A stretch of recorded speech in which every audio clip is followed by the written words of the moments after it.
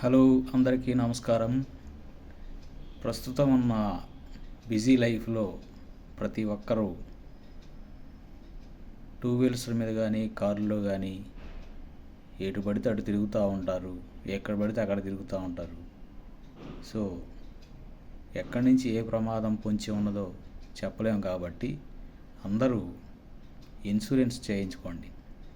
Plus ఇంకొకటి ఏంటంటే, insurance అందరూ సంవత్సరానికి 10,000 15,000 లేదంటే అన్నీ అట్లీస్ట్ ఒక 8,000 పెట్టి చేయించుకోలేని వాళ్ళు ఉంటారు. వాళ్ళు ఇప్పుడు మన పార్టీలు వాళ్ళు పెట్టారు సభ్యత్వ రుసుము అని. తెలుగుదేశం కావచ్చు, జనసేన కావచ్చు, కాంగ్రెస్ కావచ్చు, వైసీపీ కావచ్చు, బీజేపీ కావచ్చు, ఎవరు ఇంట్రెస్ట్ ఉన్న వాళ్ళు వాళ్ళ పార్టీ సభ్యత్వం తీసుకోండి.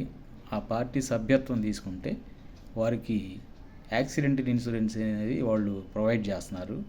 దయచేసి ఈ 10,000 8,000 15,000 కట్టలేని వారు ఈ పార్టీ సభ్యత్వం తీసుకుంటే వారికి యాక్సిడెంటల్ ఇన్సూరెన్స్ అనేది ప్రొవైడ్ చేస్తున్నారు ఆ పార్టీ వాళ్ళు.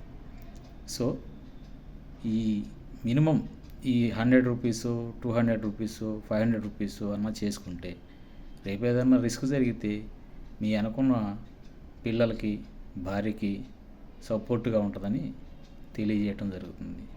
కాబట్టి ఏదో ఒకటి, అంటే అంత పెద్ద అమౌంట్ చేయలేకపోయినా ఈ పార్టీ సభ్యత్వం అన్న తీసుకుంటే కొంత వెసులుబాటు ఉంటుంది అనేది నా ఉద్దేశం, నా సలహా.